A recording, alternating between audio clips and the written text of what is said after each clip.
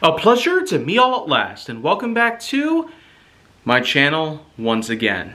So, we're going to try ourselves something different here.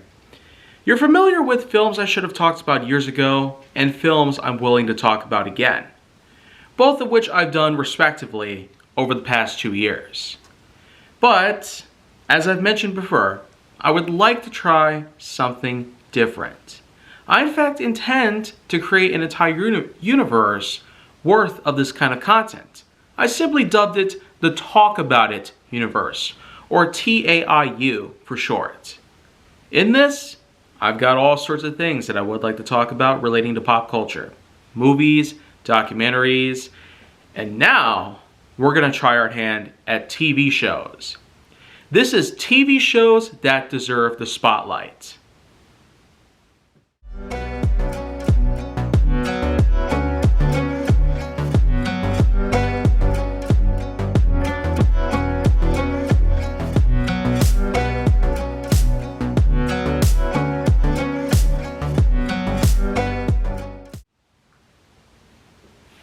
And now that we're here, basically, this is my first time that I've ever truly done anything relating to TV shows. And while I have actually talked a few things about TV shows in the past, a couple of which that I have made some brief connections, straight up gags, and even made constant references to certain parts in other shows, I've never quite actually made an entire series dedicated exclusively to TV shows, by any means. But as of today, June 18th, 2023, that all changes. So what exactly are we going to do here? Well, it's simple. We're going to talk everything about TV shows that you need to know. From the cast, to how much I like about the series, and of course, we're going to breeze through every known episode in all seasons that currently exist. So, in case you're wondering, what is my first pick gonna be? Well, we're gonna try our hand at something that's, let's say, not too old or obscured, but also something that's not necessarily as well known as such high-class hits like Stranger Things or The Mandalorian, for instance. How about we go for something that has been around since 2019? Harley Quinn. Yep. This is, in fact, the animated series that ran from 2019 to 2022. Supposedly, there has been little to no info based on what they plan on doing with the series in the future. This is pretty much an HBO Max exclusive, as this is pretty much where I was able to watch the show as a whole. Now, while I haven't gotten through every single known episode in the whole series, I did get rather far, about 18 episodes into it, which is close to the end of season 2, so just to give you a good heads up on certain things, a total of 37 episodes have been made across 3 seasons.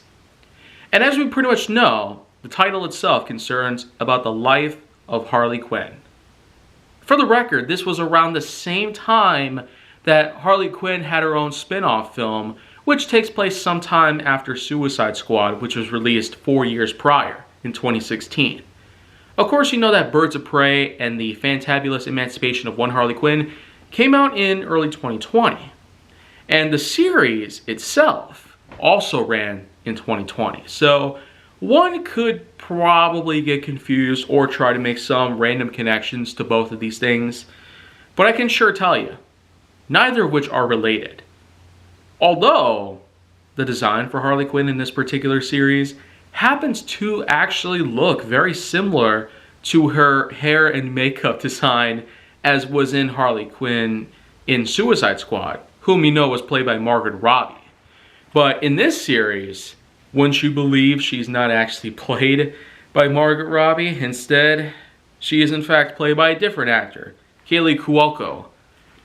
So, one could look up the history that she's been in. I mean, it's quite crazy that she, of all women out there, happened to be selected to play the titular role in her own significant way. So, I guess one other way that I can describe this whole series is basically, if you took the entirety of Suicide Squad the DC catalog of villains across all known canons and all known arcs and all known continuities and just mashed them all together into a little ball. And this ball is in fact something that we're all going to have here in terms of talking about the series. First off, I'm going to get to talk a bit about the cast. Obviously, I've mentioned a few things about Katie Cuoco being the likes of Harley Quinn. But how about with other such characters that have been known in the Batman franchise itself? Like Killer Croc, Poison Ivy, Clayface, King Shark, Bane, and even the Riddler. If you're wondering, is Batman in the series? Not entirely. But even with a few brief cameos and whatnot, it's pretty much no wonder why this series was exclusively made for fans of the villains. All because Batman and Robin had held up the glory for more than 80 years. So, to put it simply, this is one series that we'll probably never have again. Because I guess the fan base relating to the villains in Batman and other such known franchises relating to superheroes and whatnot only goes so far. And for the record, these characters are pretty significant. The series doesn't necessarily try to throw them off track or have them killed off early. No, this is mainly about the villains themselves. And with Harley Quinn, Poison Ivy, Riddler, Clayface, and every other such known main villain throughout the entire timeline from start to the very present, it's quite a workload that you got to deal with here. And this series actually does a pretty good job at giving them the personalities that were rather appropriate for their character. And in terms of the actors who played them, well, Katie Cuoco, obviously, was Harley Quinn. But then we got Lake Bell as Poison Ivy, Alan Tudyk as Clayface, Matt Oberg as Killer Croc, Ron Funches as King Shark, James Adamian as Bane, and even Forky's own Tony Hale as Dr. Psycho. That's just a good taste as to give you the exact range of character that they were going for. While it's not necessarily a perfect cast, I'd say if we wanted to pick a better role for Harley Quinn, for instance, Tara Strong would have been a good idea. I mean, we could think of all the times that she played Harley Quinn. From the Arkham games up until the Ninja Turtles crossover in 2019. The same freaking year that this series premiered. But above all that, I sure do have a good feeling that maybe there is the likelihood that another known piece of media relating to all the DC villains could come together and have a more appropriate cast, and one that's actually more high priority. So, I'm not totally disregarding the fact that all these actors and all these characters within the series suck. I couldn't go that far. But I am just simply pointing out that maybe they weren't the best choices possible. And I can understand this was coming from different writers and different crew members, unlike a good majority of modern Batman media. And so, we really got to get into the whole premise here. Harley Quinn's design is quite spot on, appropriate enough with the black and red, very reminiscent of the Harley Quinn jester that she's solely based off of. And you got Killer Croc, somewhat monstrous. Almost reminds me of the likes of the Arkham Asylum version of Killer Croc, but with a bit of extra buffness. King Shark, pretty much up there with the likes of the latest Suicide Squad version of King Shark himself, which was actually voiced by Sylvester Stallone. So, even though this was before that version of King Shark ever came around, but you're probably missing the point here. I'm pointing out that these designs in particular actually were pretty well thought of. And while they were somewhat different, on all means, they're unmistakable.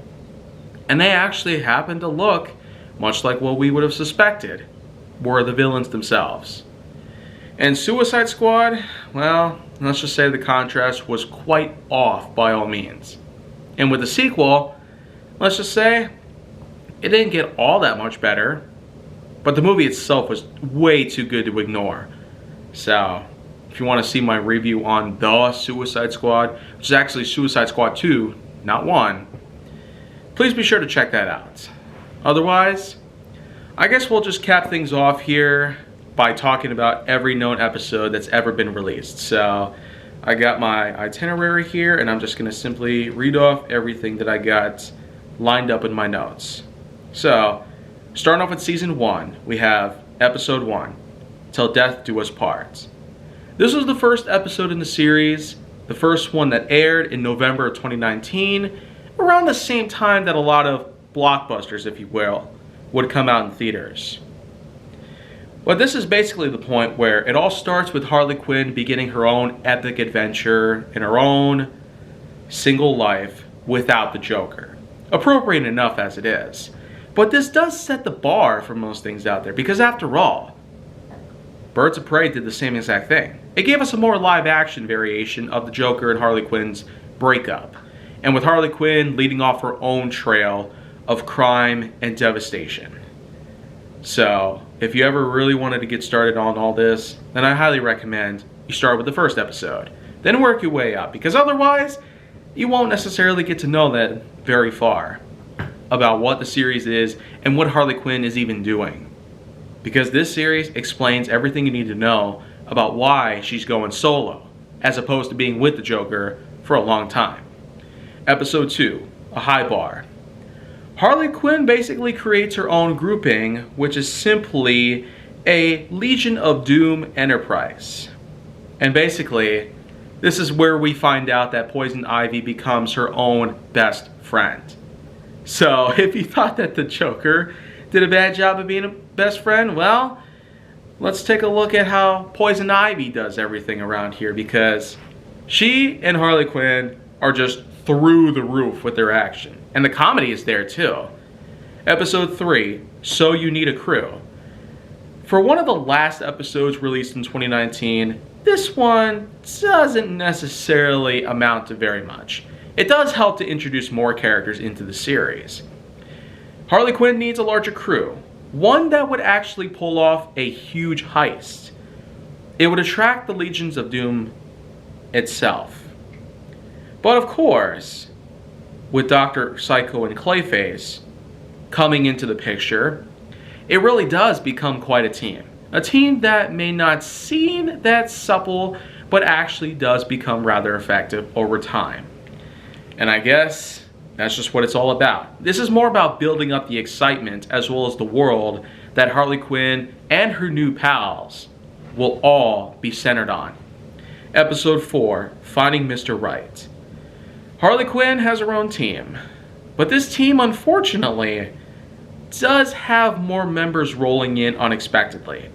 King Shark becomes one of those people, or giant shark men pretty much. And I guess there's not much else to take away here. I don't consider this to be a personal favorite of mine. Maybe one that's much lower on the spectrum of all the episodes I've watched. But when you get to it, I guess it's just that they wanted to introduce King Shark to it, so I guess they had to find some leeway to make it happen. Episode 5, Being Harley Quinn. This is the episode that centers around her trying to find a new home, a hideout if you will, for her new crew, consisting of the likes of Clayface, Poison Ivy, Dr. Psycho, and King Shark. So with a team of 5, you'd think that trying to find a good hideout would be easy. It's actually not. And oh boy, the comedy here is just right there. I feel like this one technically peaks out of all the episodes when it comes to the comedic nature that this show has to offer, but combined with the satire and drama, I don't necessarily see this as a high-end successor to the likes of the other 4 that were there. Sure, episode 4 was quite quirky and it didn't feel like it was needed. It just felt highly filler as opposed to all the rest that were aired so far. But for this one episode, I'd say this one might take the cake. But that is until we get to episode 6, You're a Good Cop, Jim Gordon. The first episode of 2020.